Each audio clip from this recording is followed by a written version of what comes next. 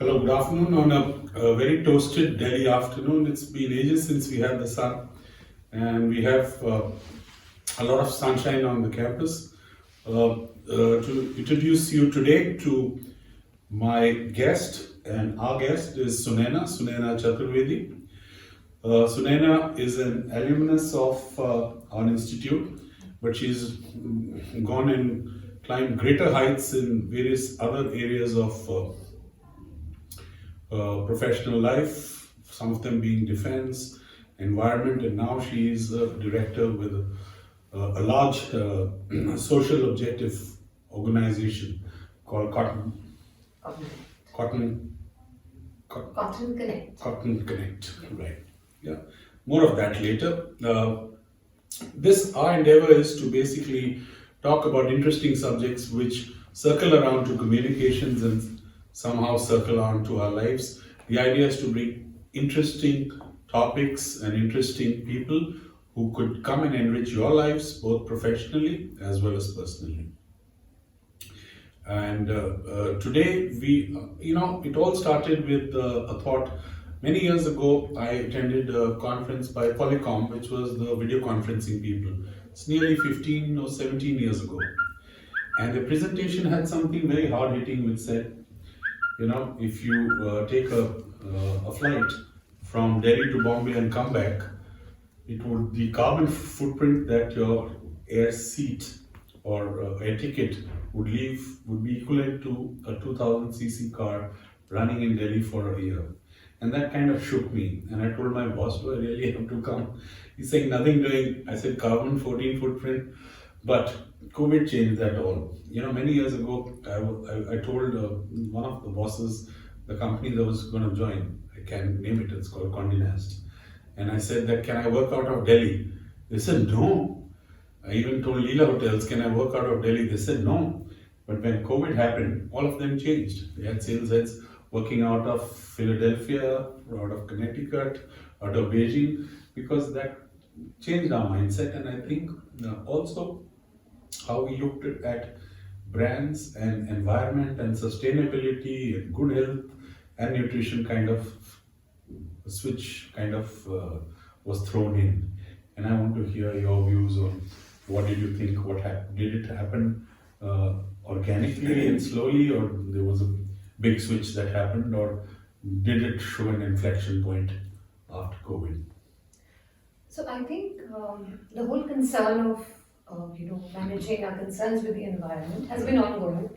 I mean, as an alumnus of DSC, I had the opportunity and the privilege to explore what I wanted to do as part of my postgrad thesis, and I eventually ended up doing a whole exercise on environment as a variable for strategic planning. And cut to 14 years later is actually when I'm using it. Talking about it. Yes. Yeah. So it's wonderful, but a lot of those concepts that I am looking being put into action today, I had actually studied 14 years back when I was doing my research. So it has been relevant. I think the only thing is that as we reach the climate deadlines, as we reach some points of no return, it becomes more and more important for businesses to figure out what is it that they need to do in order to mitigate these changes, because the consumer now has also become very smart. They also now want all of these things, particularly with a lot of the basics taken care of.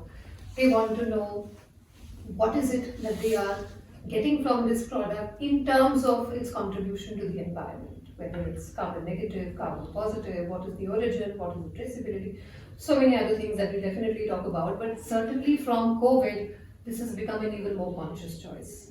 And I can see that a lot of organizations in their raw material, supply chains, they have set goals for targets for 2025, 2030. But do you think it's becoming a mass movement among people?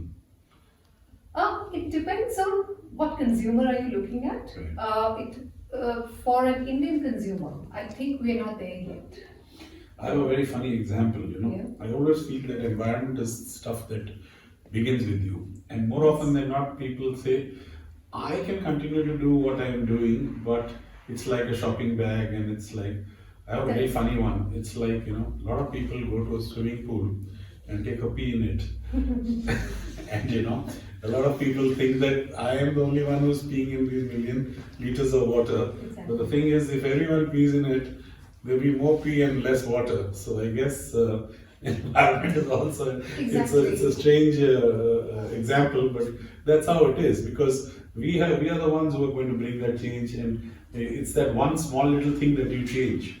And I think I'm shaken with some trivia like it takes 500 liters of water 2,700 to liters of of to water get a t-shirt to make going. one t-shirt, tablet Wow. size t-shirt.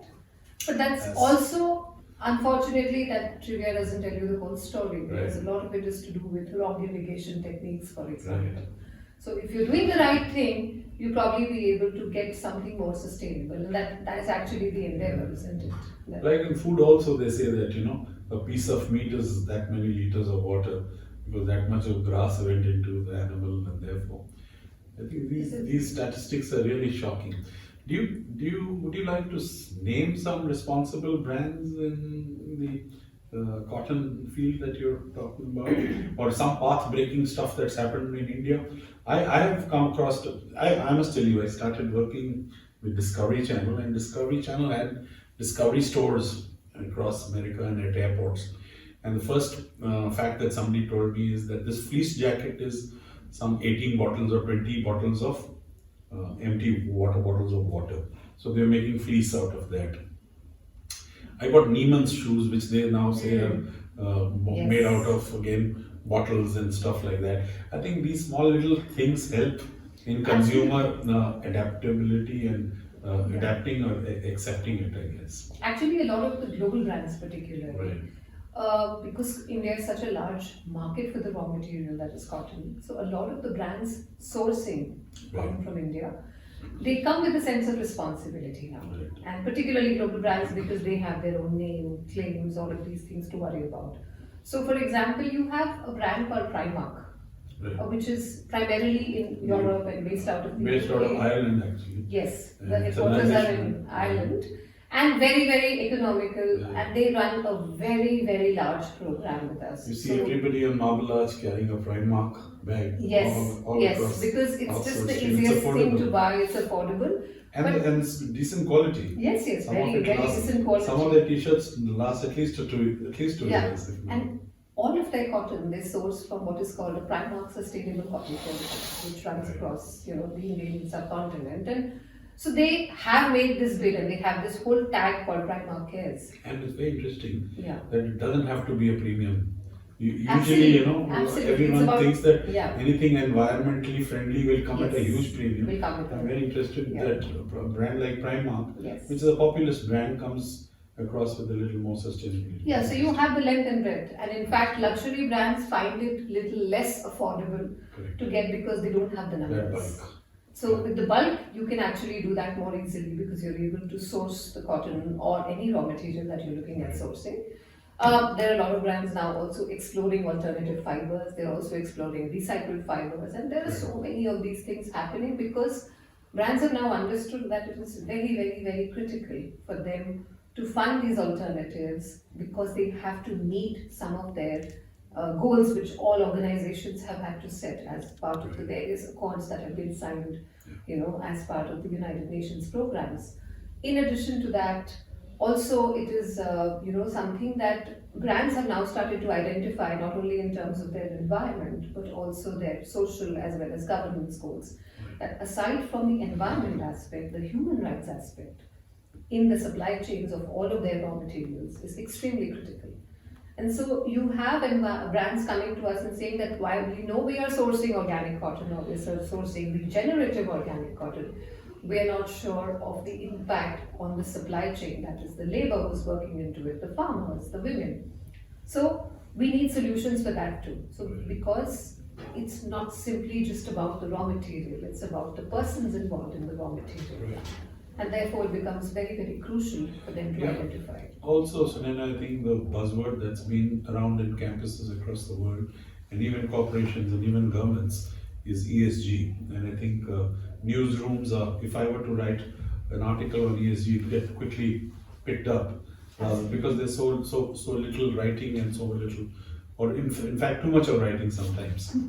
A lot of it is writing. Right, and very little of it is action. So, if I were to take an example, for example, the electric car, right? The whole world is adopting it.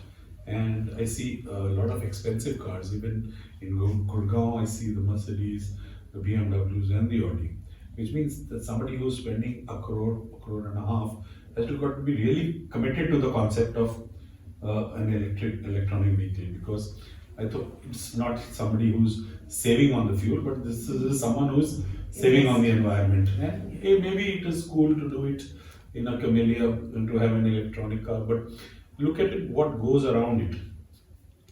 I think the environment, batteries are not so environmentally friendly. B, you need to do excessive mining to make those batteries. C is that a lot of jobs are lost, which is the original equipment manufacturers. For example, the whole of Maruti, Daruheda, and that whole area that came up was just out of one plant. In fact, the growth of Gurgaon was based out of Maruti coming there. Correct. So I think it did have a ripple effect in society, it did have a ripple effect economically.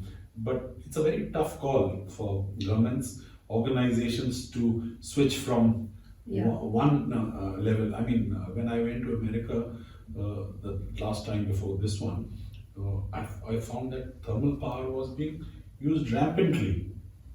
And I thought coal was a bad word till I realized that India still more than 60 to 70% of our power needs are thermal in nature. So it's very difficult for a government to make that switch, I think.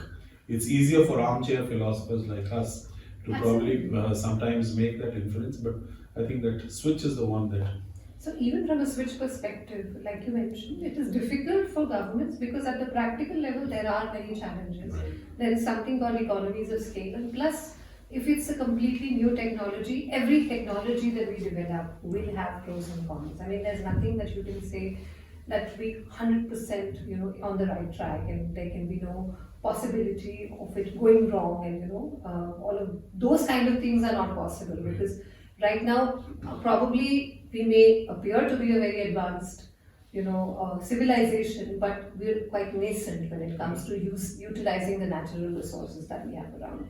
And it's definitely not easy for us to switch from simply one source of energy to another. We need to probably have like a buffet, Right. ideally, and Right. see where we can do what we can That's and try always- and optimize the Sure. use of these resources better. Great. So, as I have said before, perhaps I don't know if I'm repeating myself. The experience, what really matters is you yourself. I was telling a few people, like in the rosary beads, there are 108 and 100 depending on the religion that you follow. The only change that can be is that one bead that needs to change so that there is space for the rest of the rosary to move around. So that changes you, and I think you are that agent for change. And if you can be that agent of change, and especially in environment, and don't have to be worrying about everybody else changing. If you all make our own bit, it'd be great. I'd also like to introduce you to the human aspect of Sunaina. She's a dog lover and has a golden retriever at home, and loves to drive as well. I love to travel, Travel, certainly. certainly. I don't like to drive at all. And if there is anything else that you'd like to write to us about, please do DM us. And if there's something else that you'd be interested in knowing about the environment, you could write in our inboxes, and I'm sure we request you to respond to that. If there are some meaningful suggestions for corporations, for individuals, for buyers, for sellers, and more up her street is the organization which is Cotton Connect, right? And Cotton Connect and anything to do with textiles and cotton and sustainable cotton growth would be a fantastic idea. Yeah. You think there's anything else that you'd like to wrap up, or anything you want to ask me or any of our audience?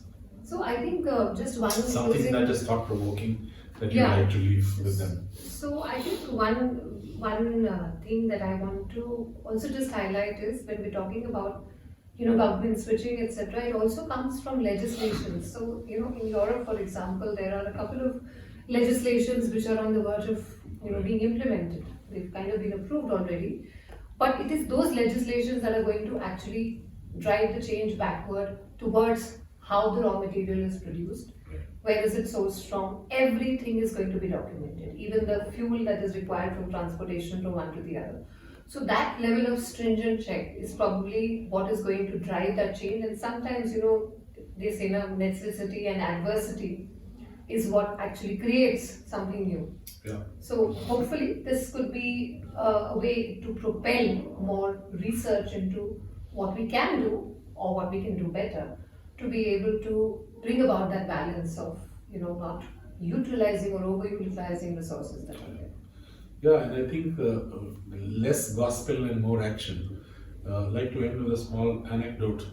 My niece, who works for the World Bank and is very environmentally conscious and has been working for food security, gave me a 7-hour lecture on quinoa, millets, and then a whole lot of other stuff and how to eat healthy. And then says, Chacha, can I order about 7 burgers from McDonald's because they taste so good in India? And I said, what about that long lesson on environmental friendly stuff? Yeah, that's So I guess there's a lot of talk that goes around than action. I urge you all to make that small little action: buying a shoe, not buying a shoe; buying a t-shirt, not buying a t-shirt. And buying locally. Yeah, instead of that avocado toast that you want to have. No, it's better to I have always something feel that that is it's available. good to eat what your ancestors ate, Yes. because they didn't travel to Australia to procure a kiwi fruit or New Zealand for a kiwi fruit. They bought what was around 150 kilometers around your self. Buy what is local and eat what is local. And we at DSC encourage that. I just had a meal that was made within campus, so